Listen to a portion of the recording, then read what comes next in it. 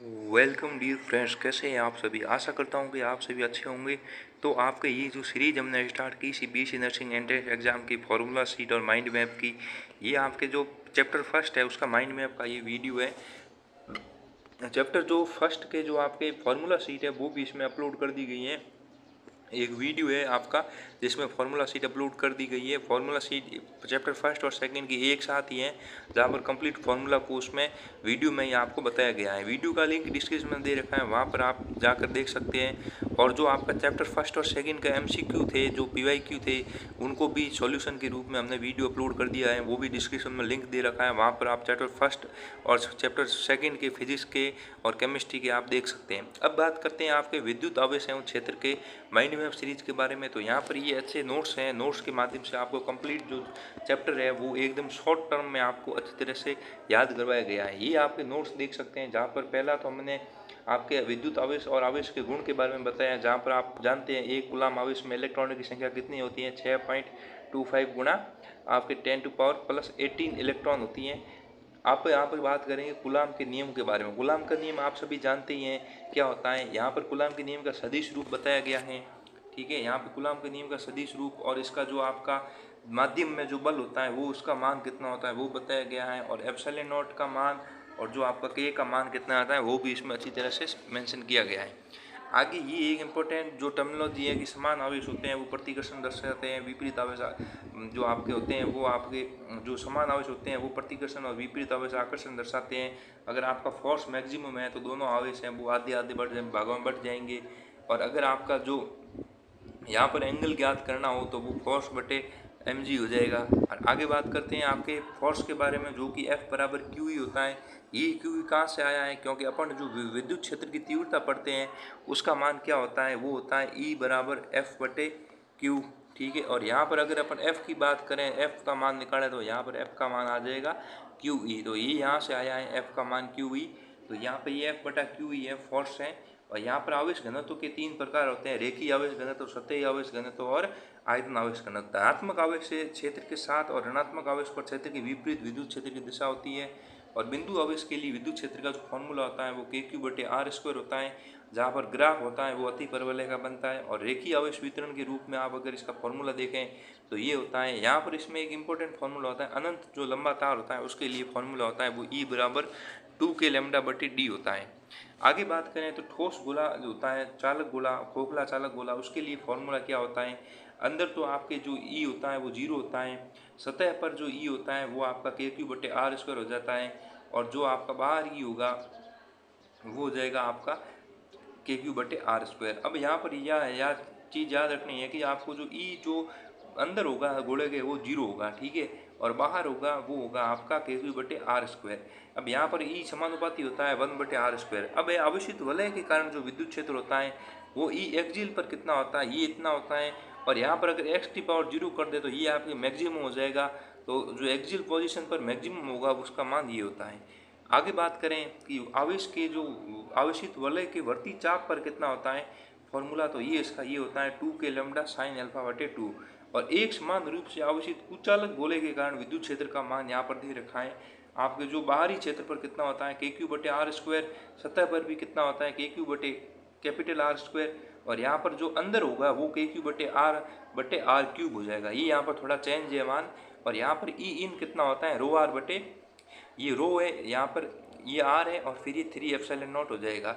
अब यहाँ पर ध्यान रखनी है कि अंदर तो विद्युत क्षेत्र की तीव्रता होगी वो आर के समानुपाती होती है, और बाहर होती है वो आपके 1 बटे R स्क्वायर के समानुपाती होती है।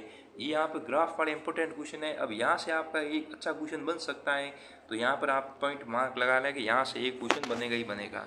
अब यह कि समतल का कुचालक सतह पर जो होते हैं वो चालक और कुचालक सतह पर मान कितना होता है वो आपको इसमें ध्यान रखना है। यहाँ पर इतना क्वेश्चन ज़्यादा बनता नहीं है, लेकिन इनको आपको शॉर्ट नोट्स में ज़रूर याद रखना है, यहाँ से क्वेश्चन आपका बन सकता है।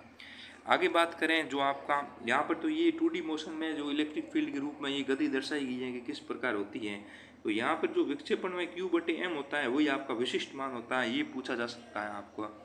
आगे आपको इलेक्ट्रिक फ्लक्स के रूप में बात करें तो फ्लक्स के मात्रक, विमा और आपका सूत्र तीनों ही पता होना चाहिए। जो फ्लक्स होता है वो जो प्रवेश करने वाला फ्लक्स होता है वो हमेशा नेगेटिव होगा और बाहर निकलने वाला फ्लक्स होता है वो पॉजिटिव होता है। फ्लक्स एक अदिश राशि होती है और मात्रक और विमा आपको अच्छी तरह से इसकी याद होनी चाहिए। फ्लक्स होता क्या है, बेसिकली जो विद्युत क्षेत्र रेखाओं की संख्या होती है किसी भी सतह से गुजरने वाली, वो होता है। अब है आपका गाउस का नियम। गाउस के नियम अपन सब जानते हैं। अभी एक घन के जो स्पेशल केसेज होते हैं गाउस के नियम में वो इसमें बताए गए हैं और यहाँ पर ये गाउस के नियम का जो अच्छे तरीके से फॉर्मूले को बताया गया है। आगे बात करते हैं डाइपोल के कारण विद्युत क्षेत्र कितना होता है, अक्षीय स्थिति पर कितना होता है, निरक्षीय स्थिति पर कितना होता है और किसी अन्य बिंदु पर कितना होता है, ये तीनों इसमें मान बताए गए हैं। फिर है डाइपोल पर एक समान रूप से विद्युत क्षेत्र है। विद्युत विभव की बात करें डाइपोल पर तो एक्सियल पर आपका Kp/r³ होता है और इक्वेटोरियल पर अक्षीय स्थिति पर 0 होता है और किसी रैंडम पॉइंट पर Kp cos θ/r² होता है। और डाइपोल एक समान विद्युत क्षेत्र में अगर इसकी गति देखें तो यहाँ पर टो बराबर Pe sin θ होता है, जहाँ पर टो होता है P गुणा E होता है और यहाँ पर थीटा बराबर 0 डिग्री, 180 डिग्री और 90 डिग्री पर कैसे इसके मान दिए गए हैं, यहाँ पर आपको ध्यान रखना है। फिर डाइपोल को घुमाने में किया गया कार्य कितना होता है तो इसका भी फॉर्मूला इसमें दिया गया है। अब है कि विद्युत विभव क्या होता है, विद्युत विभव होता क्या है, उसका फॉर्मूला क्या होता है, जो उसकी यूनिट है वो मात्रक है, वो इसमें बताया गया है। तो एक क्वेश्चन आपका यहाँ से बनेगा पक्का। आगे बात करते हैं विद्युत विभवांतर क्या होता है। तो विद्युत विभव और विभवांतर के मात्रक, विमा और सूत्र तीनों ही सेम ही होता है। बस ये है कि विभवांतर दो बिंदुओं के मध्य हो जाता है तो उसका थोड़ा सूत्र है वो थोड़ा सा चेंज हो जाता है।